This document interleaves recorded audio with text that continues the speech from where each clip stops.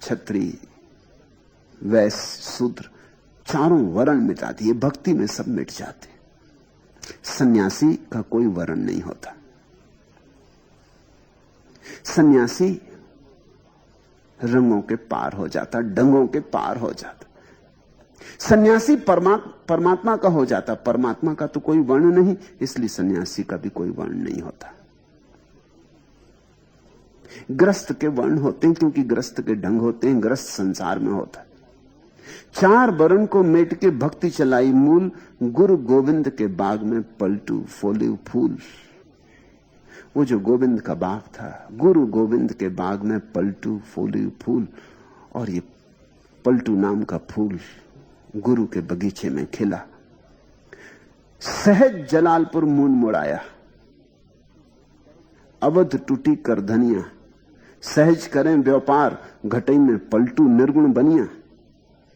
सहज जलालपुर मून मुड़ाया। सहज शब्द पर ध्यान देना। संतों की सारी प्रक्रिया सहज, चेष्टा से नहीं, बोध से, समझ से।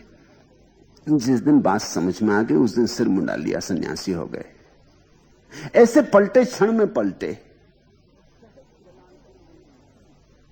सहज जलालपुर मून मुड़ाया। इसमें कोई आयोजना नहीं थी, कोई बहुत दिन सोच विचार नहीं किया था, कुछ हिसाब किताब नहीं बांधा था कि पुण्य लाभ होगा, स्वर्ग जाएंगे, परलोक मिलेगा, कुछ नहीं था। बात दिखाई पड़ गई कि संसार में कुछ भी नहीं। प्रतीक रूप सिर मुंडा लिया। तो जलालपुर में ही सिर मुंडा लिया, बाजार में ही सिर मुंडाना पड़ता है। अवध टूटी करधनिया, और फिर अवध पहुंच के वो जो जनेऊ पहने हुए थे करधनिया, वो भी तोड़ के गिरा दिया।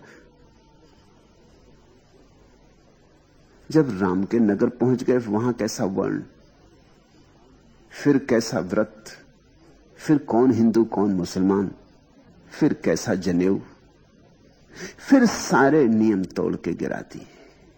नियम मात्र से मुक्त हो गए, अब व्रती हो गए। अवध टूटी कर धनिया। और ध्यान रखना, राम की अयोध्या में उन्हीं का प्रवेश है जो न हिंदू हो, न मुसलमान हो, न ब्राह्मण हो, न शूद्र हो। उन्हीं का प्रवेश है जो वर्ण को छोड़ दें। उन्हीं का प्रवेश है जो सारे नियम इत्यादि जो समाज और जीवन के लिए जरूरी हैं, उनके पार हो जाएं। अतिक्रमण करें, वे ही अयोध्या में प्रविष्ट होते हैं। सहज करें व्यापार, घटई में पलटू निर्गुण बनिया। अब तो बाहर का कोई व्यापार रहा नहीं, अब तो भीतर का ही व्यापार बचा। सहज करें व्यापार घटई में, अब तो भीतर ही भीतर चल रहा सब, लेना भी देना भी। ग्राहक भी भीतर, दुकानदार भी भीतर। सहज करें व्यापार घटई में पलटू निर्गुण बनिया। थे तो बनिया, अब निर्गुण हो गए, अब निराकार हो गए। बस इससे ज्यादा पलटू दास के संबंध में और कुछ ज्ञात नहीं है। अंतिम बात, फिर हम उनके पदों में उतरे। शब्द उनके पलटू के ठीक वैसे ही आग्नेय हैं, अग्निमय हैं, जैसे कबीर के। बड़े ऊंचे घाट के शब्द हैं और बड़े चोट रखने वाले शब्द हैं। ठीक अगर कबीर के साथ किसी दूसरे को हम खड़ा कर सकें तो पलटू। इसलिए संतों में यह बात कही जाती रही कि पलटू दूसरे कबीर हैं। इसमें कोई अतिशयोक्ति नहीं है। तुम जब उनके पदों में उतरोगे तुम भी पाओगे। बड़ी ऊंची बात है और बड़ी सचोट है। हृदय में उतर जाए, तुम्हारे पोर पोर में भर जाए, ऐसी बात है। रसपूर्ण भी उतनी ही जितनी सचोट, मस्ती भी उतनी ही जैसी कबीर की।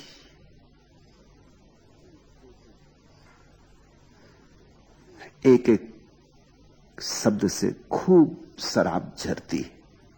डुबकी लेना।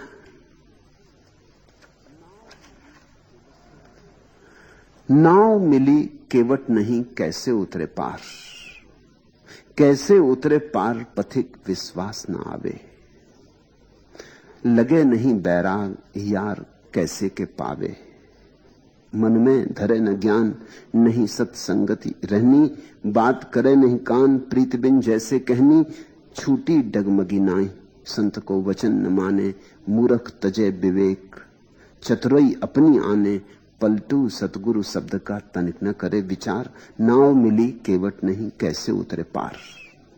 समझो, नाव तो मिल सकती है, नाव तो मुर्दा है, लेकिन जब तक माझी ना मिले नाव से काम ना होगा। तुम्हें नदी पार करनी है, नाव तो मिल सकती है, क्योंकि माझी भी नाव को तो किनारे पर ही बांध के घर चला जाता। रात आधी रात भी मिल सकती, मगर तुम नाव से तो नदी पार ना कर सकोगे। माझी चाहिए, केवट चाहिए। शास्त्र नाव जैसे मुर्दा, सदगुरु के बिना उनका अर्थ प्रकट नहीं होता। शास्त्र तो मिल जाते हैं, रखे हैं, सदगुरु चले जाते हैं, शास्त्र तो रह जाते हैं, जैसे नाव बंधी रह जाती किनारे पर और माझी घर चला गया कि सो गया। तो नाव तो कभी भी मिल सकती है, नाव की तो कोई अड़चन नहीं। पलटू कहते हैं नाव मिली केवट नहीं कैसे उतरे पार। पार उतरना कैसे होगा? कोई नक्शा पास नहीं, कोई मार्गदर्शक पास नहीं, कोई दिशा का बोध नहीं।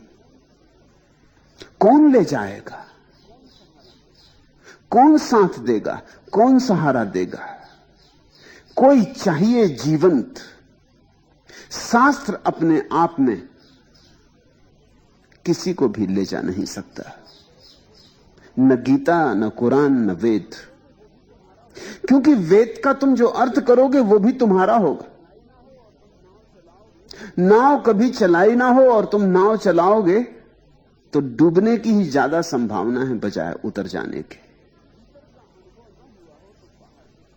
भीतर का अनुभव न हुआ हो तो बाहर के शब्दों से तुम किसी भी तरह भीतर की प्रतीति ना कर सकोगे। शास्त्र में सब रखा है, लेकिन कौन जताएगा, कौन दिखाएगा, कौन जगाएगा, कौन चेताएगा अर्थ को? शास्त्र में शब्द हैं, अर्थ तो भीतर से उमकते हैं। शास्त्र में तो केवल प्रतीक हैं, चिन्ह हैं, लेकिन उन चिन्हों को कोई खोलने वाला चाहिए। इसलिए सारे संतों ने सदगुरु पर बहुत जोर दिया है, शास्त्र से ज्यादा जोर दिया है। सदगुरु मिल गया तो शास्त्र मिल गया।